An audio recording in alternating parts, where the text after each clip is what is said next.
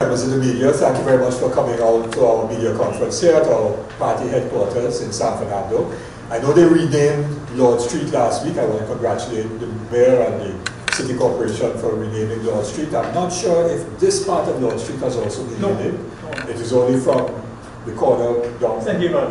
Okay, thank you very much, Ivan. So we are still on Lord Street, but I would still like to think of Leroy Callis, Black Stallion in relation to where we are, because he sang very important songs including Black Man Don't Get Nothing Easy, and that sounds like the story of Oil Workers Trade Union and Patriotic Technologies Company Limited. But I'll come back to that in a moment. Yesterday was International Day for Social Justice, and let me also welcome all of those who are viewing this on Facebook Live. I'd like to thank Hollis for facilitating the live stream on Facebook Live. So, yesterday was the International Day for Social Justice, and of course, it therefore says something that the movement for social justice, our very name, is situated and located in the context of an important principle which is recognized globally and by the United Nations with a day, International Day of Social Justice. But also, the Constitution of Trinidad and Tobago, I want to quote it because a lot of people are not aware of what the Constitution says, because when people say, why Movement for Social Justice, why MSJ? Well, because we represent more than any other political party. In fact, we are the only political party that represents the principles as established by the Constitution of Trinidad and Tobago. And I'm going to quote it so that we have it absolutely right. It says, whereas the people of Trinidad and Tobago respect the principles of social justice and therefore believe that the operation of the economic system should result in the material resources of the community being so distributed as to subserve the common good, not the good of a few, the good of everyone, that there should be adequate means of livelihood for all, adequate means of livelihood for all, that labor should not be exploited or forced to, by economic necessity, to operate in inhumane conditions, but that there should be opportunity for advancement on the basis of recognition of merit, ability, and integrity.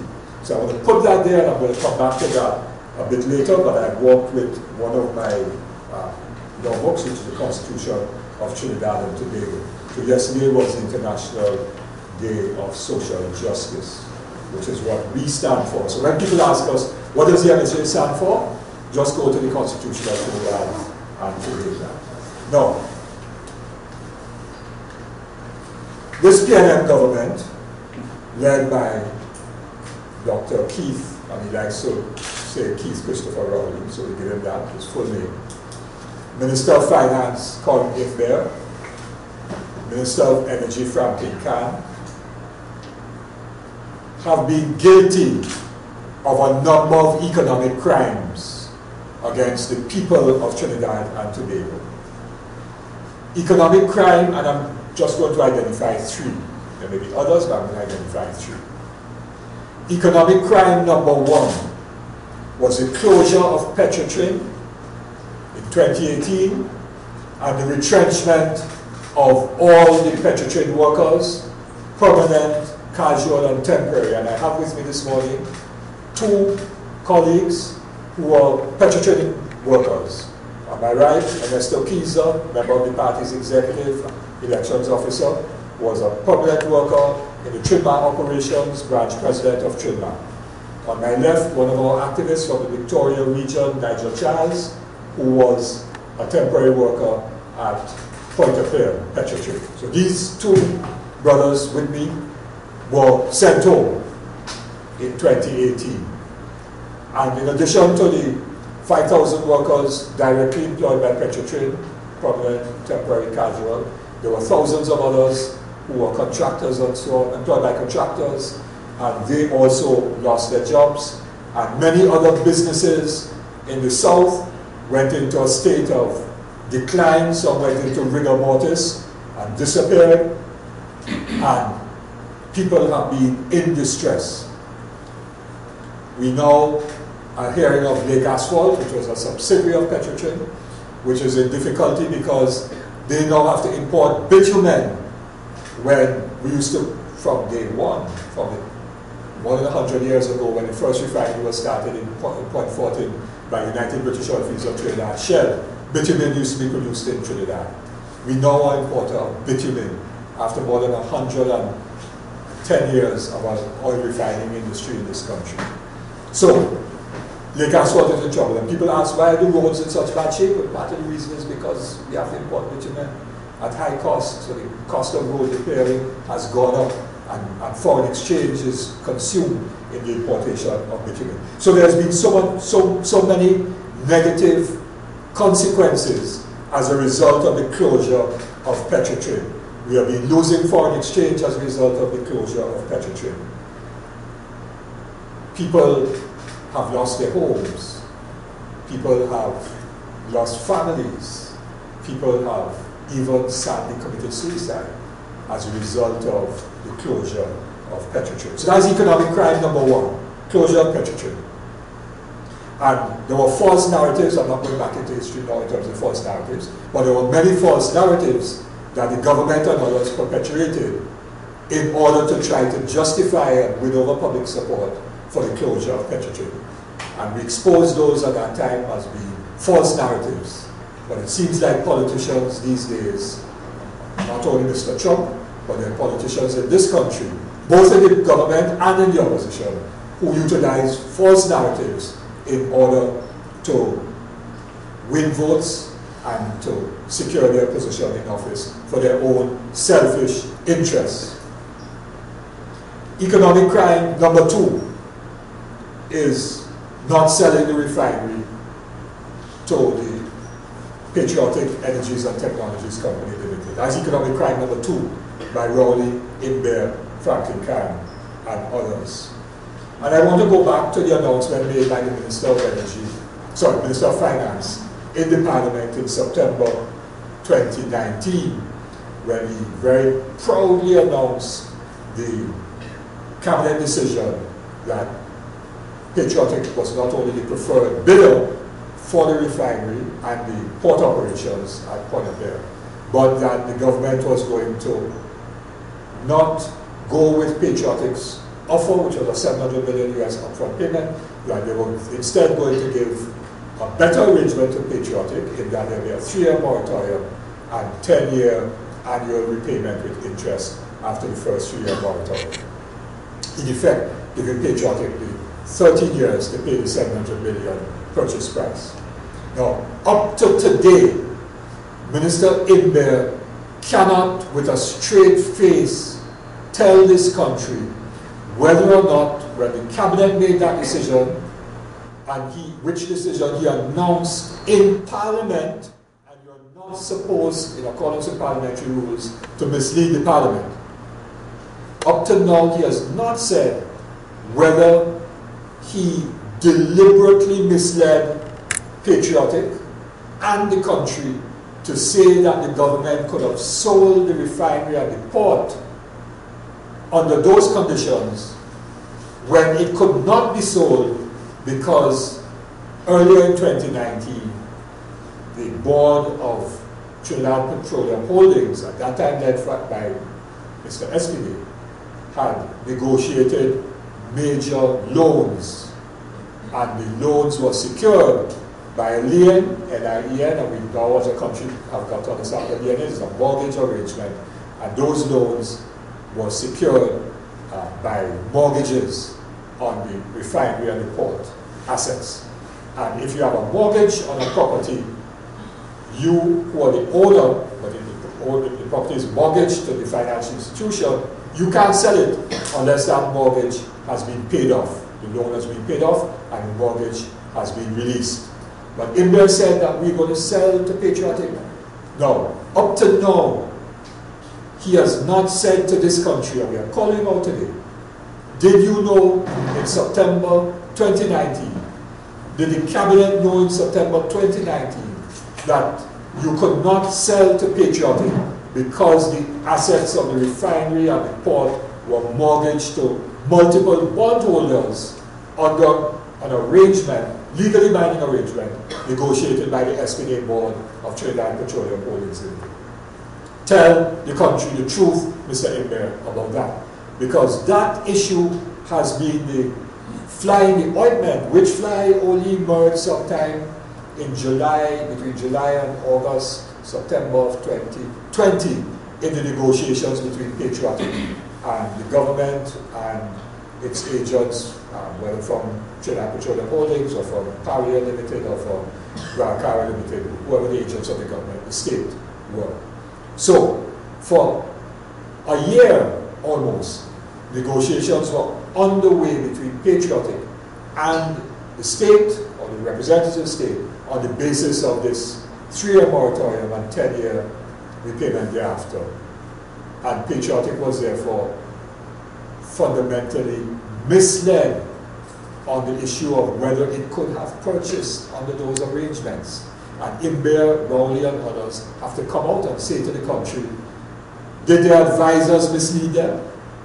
Did they know? And therefore, if they knew, were they being deceitful and dishonest about the negotiating process? And if not, who knew and did not inform them? Was it Espinay? Was it somebody else on the TPHL board? Was it who negotiated? Was it the new TPHL board? Was it the board of Paria, the board of Guaracara? Who knew and didn't tell you if you didn't know?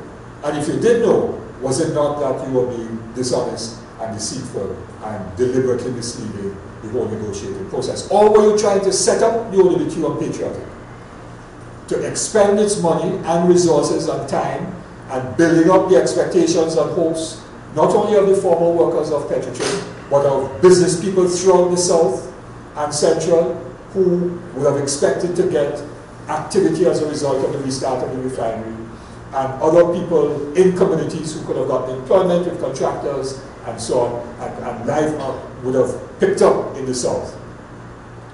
So, what did you do in terms of setting up? Did you deliberately set up the OWT and set up communities in South with a false expectation that the sale could have been completed under the terms which you announced in the Parliament and on behalf of the Cabinet? So the entire Cabinet has to take responsibility, the Cabinet collective responsibility, in September of 2019. Now, Patriotic, to its credit, notwithstanding the fact that they now had to come up with a completely new arrangement to find upfront money to purchase so that the mortgage holders, the bond holders who have a lien on those assets could be paid off so that the sale transaction could go through. Patriotic then, to its credit, made the effort to secure the upfront money. They made one effort with RBC that was not conclusive. The government said it's not conclusive, and they went back again, and they in fact got a conclusive arrangement with Credit Suisse, as we now have heard in the public domain, for 500 million US. So, the government cannot say that Patriotic does not have 500 million US upfront money. The government cannot say that. The government cannot say that Patriotic does not have 500 million US to do the refurbishment of the refinery that is necessary, replacing pipes and tanks and all that work that is necessary, and inspecting all of the plants and vessels and everything else, and instrumentation and everything else and so on, to get the refinery into a safe, ready state to start. Because Patriotic has that 500 million to do that work. The government cannot say that Patriotic does not have a business model, source of crude, market for the products, because all of that has been identified and worked out. The government cannot say that Patriotic is unable to provide security of fuel supply for the domestic market in TT dollars, which would save foreign exchange, because Patriotic can do that. And not only domestic fuel market, but also bitumen as well. So all of those things are in place. The government cannot say that Patriotic does not have the technical competence that they have secured to manage the refinery, or the technical and the technical competence to get all of the refurbishment and upgrade work done, because they have all of that. So the government cannot say that the business model of Patriotic will result in a profitable refinery, and therefore the government will get some tax revenue out of that, quite apart from people being employed and business activity picking up, and therefore more revenue coming in, foreign exchange coming in. So the government cannot say that all those boxes, if you wish, have not been ticked by Patriotic, because all those boxes have been ticked by Patriotic. So what the government is now saying is that they have a concern about the terms under which Credit Suisse is going to give Patriotic the upfront money. Now, Mr. Bear initially said, well, that $500 million is not coming directly to the government. No, it's going to the owners of the asset, because the owner of the asset is not Trinidad and Tobago Government Ministry of Finance. The owner of the asset is Guaracara Refining Company Limited and Paria Trading Company. Those are the owners of the assets. Now, Corporation Sole is the shareholder that owns those companies, but it is the money will go to those companies. And and of course they're subsidiaries of Trinidad Petroleum Holdings. What therefore will happen is that $500 million will then enable Trinidad Petroleum Holdings to pay off bondholders. So the debt of Trinidad Petroleum Holdings will be decreased by $500 million US. That's a huge decrease. As a result of that, the cash flow coming out of Heritage, because Heritage, the oil producing subsidiary, is the only operating company in that sense, is paying the debt that was borrowed in 2019.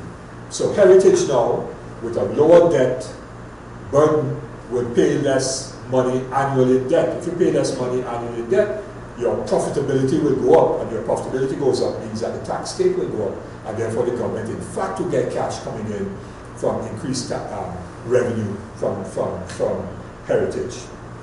So that $500 million US going as upfront payment is clearly beneficial to Trinidad and Tobago as a whole, because it will reduce the country's debt burden at a time when our debt burden has been increasing as a result of significant borrowings, particularly in the last 5 or 6 years.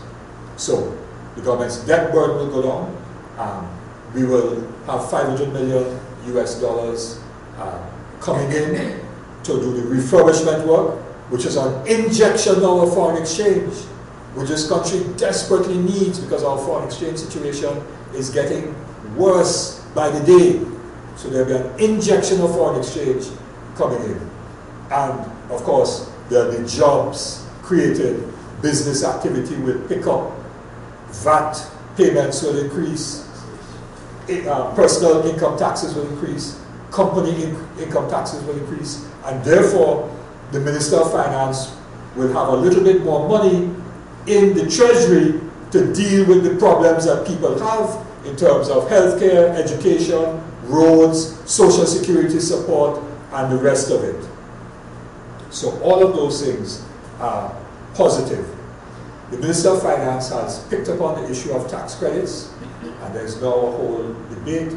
Originally he said we can't do tax credits, and then he was called out on that by not only Patriotic, or the Coffee Workers Trade Union, the owners of Patriotic, but he was also called out on that by a number of public individuals who are aware of it. And so he now has changed his story. You see, they try to go with a narrative, and then when you push them in a corner, they then try to change the narrative. So initially he said, we can't do tax credits. Then he came and said, well, we can do tax credits because it is the Ministry of Finance incentive program, particularly for the energy sector, to give tax credits. But he's now said, okay, we could do tax credits. He didn't say that at first. We could do tax credits, but we can't do transferable or tradable tax credits. Okay, that may be true that they've never done that before.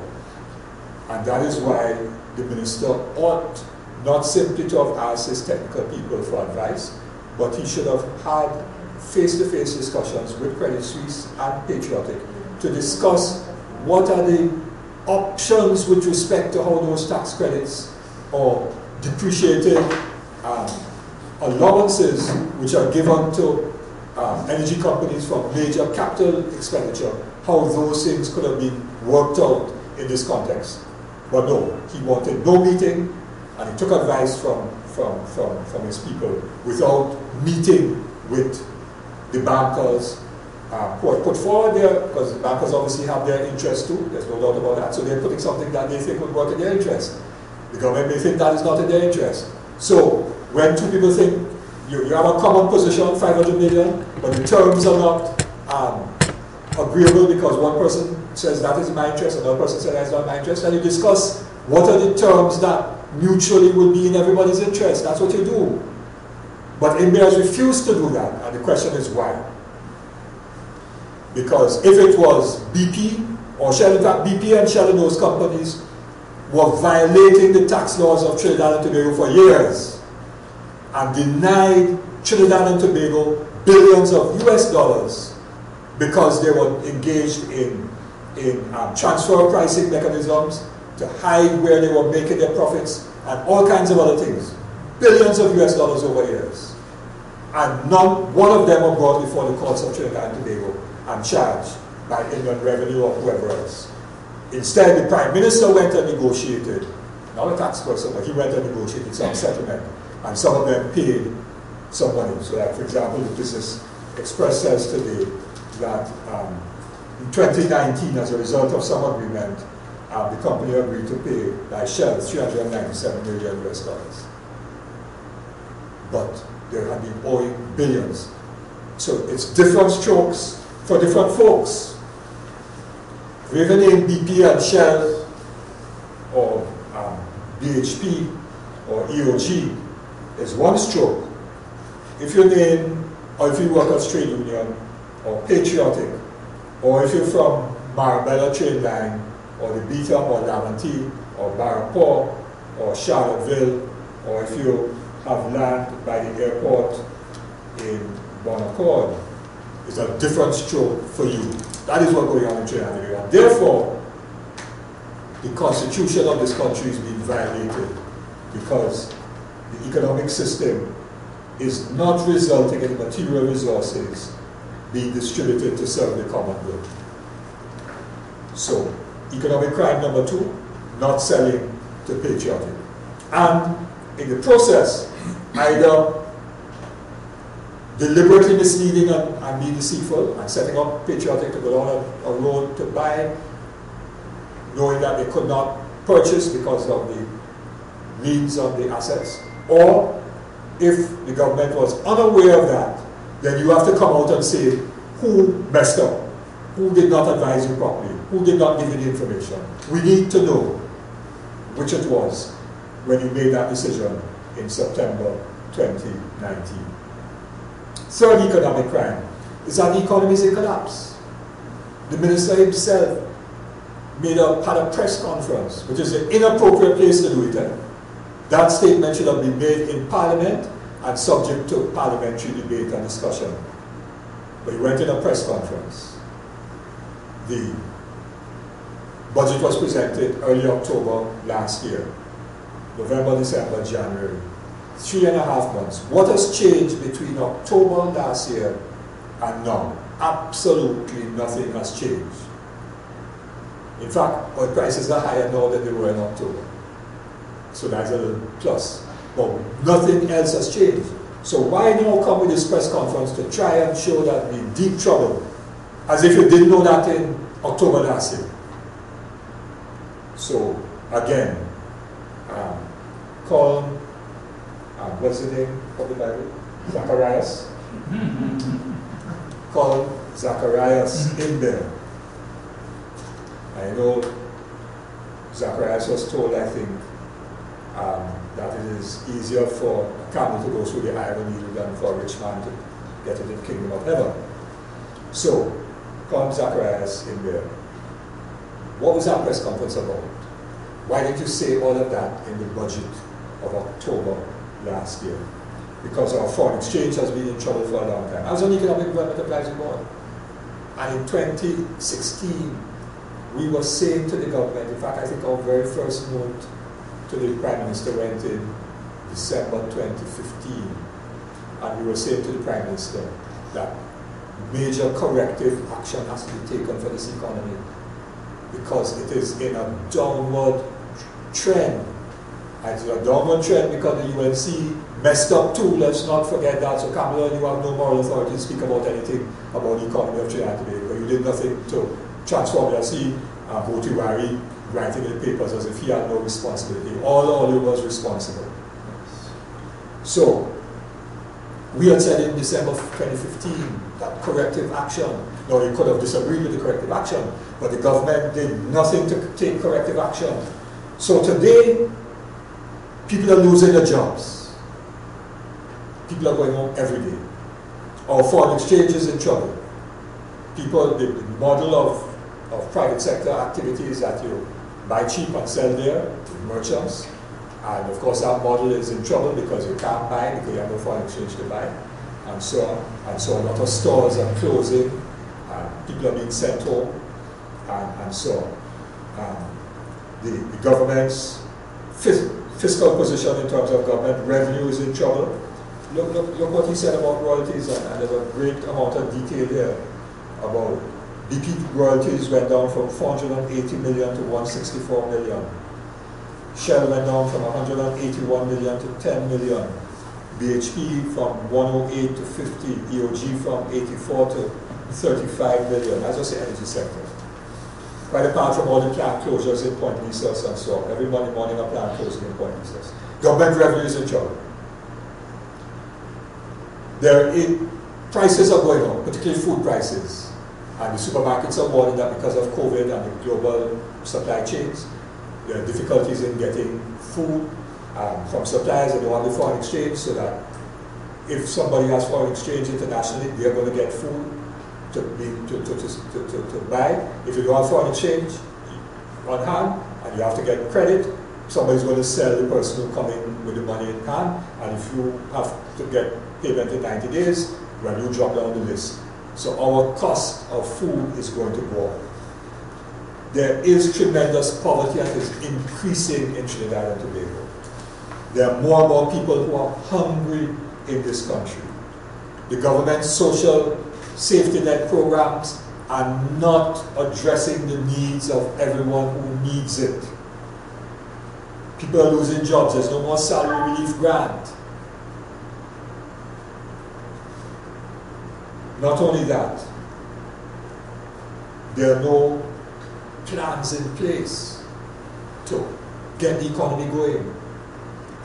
What about this grand roadmap for recovery? There are 22 people on some roadmap for recovery committee last year. We haven't heard a word about the roadmap for recovery. So why the minister didn't come in his press conference and say, well, these are the things that we're implementing now as part of the roadmap for recovery to turn around the economy, to create jobs, to get more revenue, to save for foreign exchange. Not hearing a word. They don't have a plan. They're clueless. All they're hoping is that somehow or the other gas production will go up, prices will go up, and that will happen sometime before 2025 general elections, and a little bit more money coming into the treasury, and they will run some change to put some butter on people's lips to win an election. That's all. No concern about the country or the people. And what activity is going on? Construction is short term. People get a job for 3 months or 6 months, that is it. But those, when you build a new office building and build this and build that and so on, there's no new economic activity that comes out of that. A building doesn't own foreign exchange. A building doesn't generate new revenues. And the private sector is equally bad. Private sector building all kind of malls. Malls in Chiponas, malls in Chiponas, stores empty, are building more malls in Chiponas. We need malls like we need a hole in our head. Waste of private sector money. Absolute waste of private sector money. So, economic crime number 3. The economy is in collapse. And not only is this government responsible, but the UNC government is also, is also responsible for the state of the economy being collapsed today. So we are saying to all the controllers, Mr. and Mrs. Controller, but there are some people who control power in this country.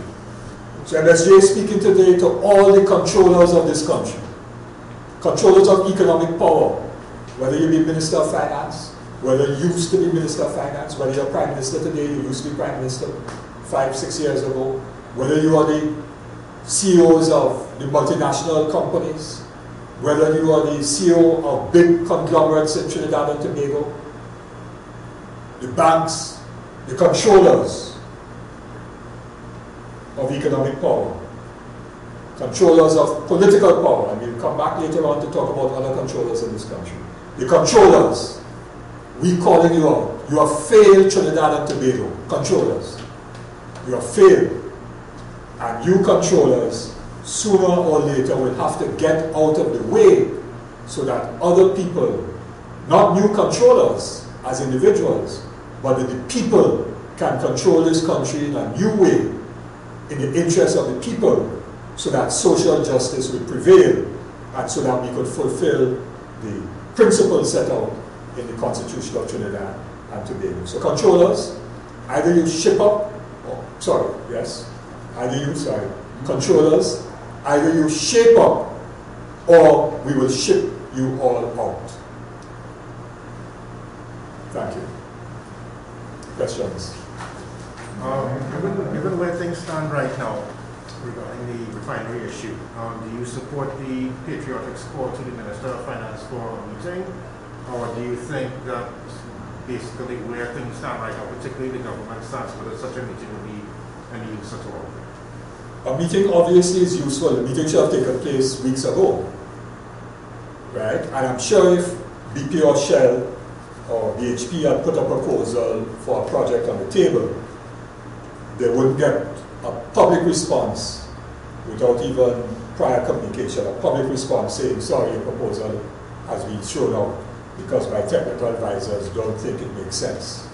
That BP and Shell would not be treated like that. And they're foreigners. So why are you treating nationals of this country differently? So there ought to have been a meeting. Mr. Abdulah, do you agree the Finance Minister had said that if we proceed with the current arrangement, the refinery would in effect be given away for free? Do you support that statement? No, because the 500 million US, remember the refinery now is mortgaged together with the port and the producing fields for over $1 billion US. So when the $500 million is paid, the mortgage will drop to 500 million or whatever it is, and the refinery and the port will no longer be mortgaged to the current bondholders. Now, Patriotic, as a new owner, will, my understanding is, will have to give a mortgage as a new owner to a company that is putting up, not Credit Suisse, but another company that is putting up money for the refurbishment. But that will not be a country's mortgage. That will be a private company's mortgage. In the same way that conglomerates in this country float private bonds, so that conglomerates borrow money, and they borrow money to build buildings, to invest in new capital equipment. But that is not a country debt, that is a private company debt, which is different to the current arrangement. But the tax credit he's talking about, would the government have to be given a 500 million tax credit to Credit Suisse? My understanding is that I don't have all of the facts, I'm going on the basis of what I have been reading in the media. So, the Patriotic, based upon its profitability, the government will then say, based upon the capital investment that you are making to upgrade the refinery. Now, when businesses engage in capital investment, they get as standard tax policy depreciation allowances. So the capital cost you count as depreciation, and in your counting schedule, the depreciation is identified as an expenditure, and therefore your profits drop, okay? And therefore the tax payable on your profits is reduced, all right? if you have personal income taxes, and you all journalists earn a lot more than the tax limit of, what is it? $70,000 now that people pay no tax on. What is the figure now? Right? All right. So if you earn above that, but you have certain expenses that you could offset, NIS or pension payment and so on, it reduces your chargeable income, and therefore you pay less tax. In the same way, for tax purposes, capital expenditure counted as depreciation reduces the chargeable income of the company, so they pay less tax. What the government has done to create incentives is to say that you spend the money in year 1, year 2, year 3, year 4, year 5, but you could put all of that money in year 1 and year 2 as if you had spent it in year 1 and year 2. So you accelerate your depreciation allowances. So in year 1 and year 2, your chargeable income drops very, very significantly and you pay no tax. Okay? Now, in the case of Patriotic, it is spending all the money to refurbish in year 1, but there's no revenue coming in year 1 because the refinery doesn't start up until year 2 when it is in a condition to restart. And therefore its income starts in year 2 onwards. So it would mean applying the expenditure that was upfront against your revenues in year 2 for a number of years in a way that you get that depreciation allowance.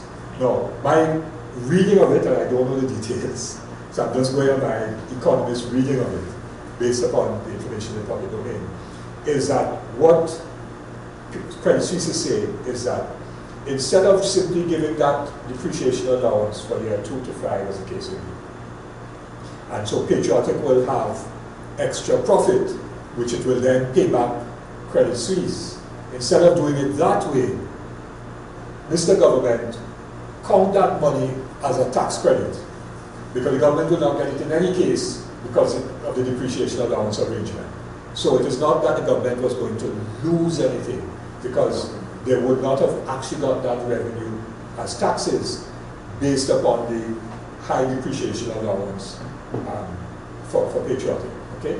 So instead of doing it that way and then Patriotic paying Credit Suisse, instead of doing it that way, giving to us that same quantum as a tax credit, which we could then go and transfer and sell as a financial instrument. Because see, the international financial markets, not like Trinidad and Tobago, they're derivatives, and they're secondary and tertiary markets. So people buy and sell pieces of paper. That's what happens, right? And we don't, Trinidad and Tobago may not be engaged in that. So the minister may say, okay, well, that's not something we can do.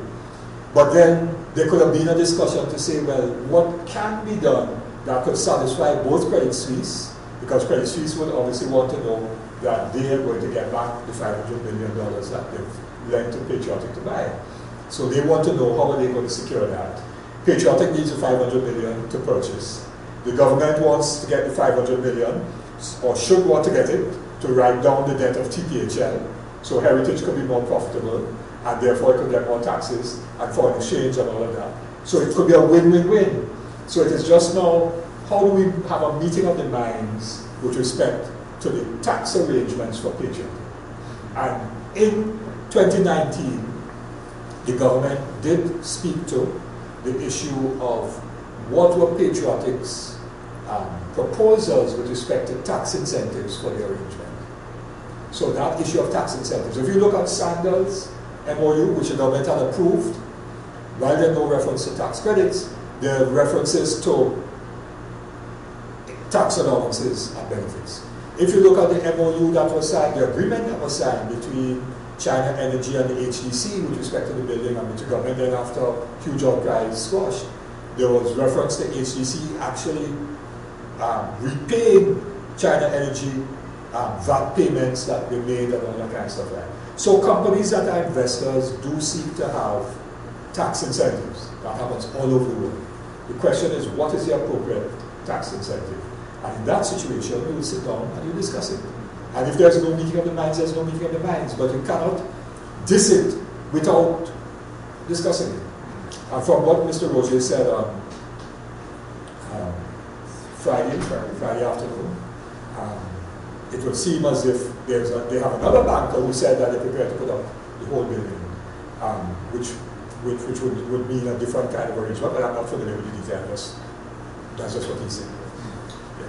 Just not to take up on that last point, if we have no meeting of the minds, as it were, between Patriotic and the government seems set to go out to the open market to look for any other interested parties. What should Patriotic strategy be in that kind of scenario? I don't know. I can't advise Patriotic on that. I'm sure they have very good advisors who could tell them what their next step should be. Yeah. What I can say is that if it goes that way, then the likelihood of getting any new buyer in the open market is very slim, and the terms and conditions are quite likely to be much worse than what is on the table now. Because remember, they did go out on the open market to start off with. There were 70-something interested parties, and then a number 30-odd gave binding commitments and they paid fees, and then it dropped down to a short list of 3 or 4, something like that. And when you looked at what the other two put on the table, it was nothing. So, and in 2019, when that bidding process started, the international economy was in a much better position than it is now because there was no COVID. The energy markets were not as unstable as they have been recently and so on. So I don't know that the international bidding process would be any better unless there is some kind of sweetheart agreement that the government has in mind. And what I mean, that's what I want to make is that the question also is, who's afraid of Patriotic having a refinery? Is that there are people in this country outside of Trinidad and Tobago who are deathly scared, including the opposition, including the UNC, which is very anti-patriotic, very anti-patriotic, not just the government, and engage in false narratives about patriotic and Venezuela, absolutely false narratives which have no basis in truth. It's a Trump story. And Cameron better wake up and remember that Trump is no longer in government now. And Mandela is somewhere in Long Island cooling his heels and chatting foolishness. So, who's afraid of patriotic getting it? Is it that the controllers of economic power in this country don't want to have a company owned by a union, which has also pledged to sell shares to credit unions and other people's institutions like that afterwards? Are they afraid of having people's ownership of the industry?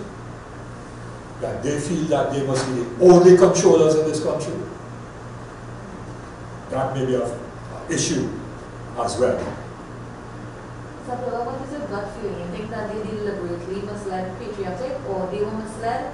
What do you think really happened? I would find it very surprising if Minister of Finance, it would be a dereliction of his duty if, as Minister of Finance, corporation soul, he reminds us all the time, he speaks in this issue as corporation soul. As a shareholder, the shareholder was not informed by the board of the terms and conditions of the bond that they raised in 2019. If he was not aware, then he's negligent, because knowing that the bond was going out, because he must get board minutes. All boards, when I was chairman of Cipriani College, we had to submit board minutes to the line minister. All boards submit board minutes to the line minister, and so whoever the PS or whoever the minister must know what is going on, because a huge borrowing like that impacts upon the country's sovereign ratings. And remember the whole Patriotic closure, they were bawling and screaming a set of bloody lies, right, about the country's sovereign debt rating is going to be reduced by Moody's and Standards & Poor's, and it will cause all kinds of things. Those are lies, and we pointed that out in the industrial court. I gave evidence. And Vishnu Dampal, permanent secretary of the Ministry of Finance, Douglas Mendes, the senior counsel for the union, had to tell Mr. Dampal, I'm sorry, but to say this, but you're a senior public servant with many years service, but you misled this court, the High Court, Court of Appeal, with your evidence. As on record in industrial court. Telling lies. So, Imber must have been concerned if Petrotech went out, because the bullet payment was a big issue.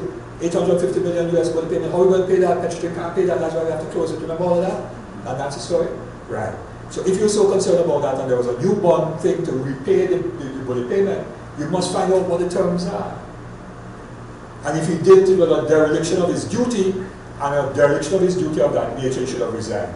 Because in a proper system of democracy, even if you were not properly advised on the matter, it's not the person who would misadvise you or misinform you. You as the minister, and what stops you, you had to resign. Yes, it appears so. And that's why he avoids that question. He was questioned on that in a press conference by Anthony Wilson and other journalists, early press conference a few weeks ago in January. He was asked about that and he ducked it and all kind of thing. Ducked it. So most short people could duck bouncers more easily than tall batsmen. Okay, any other questions? Cindy? No? Ivan? No, sir. Quiet today, very good. You have a big fight today. I want to pay my side. I want to pay your fine? All right, okay. You pass that on to the controllers. Thank you very much for coming to our media conference today. Thank you very much, Facebook, for going live. Thank you, Hollis, for facilitating us this morning. Take care, people. Be safe.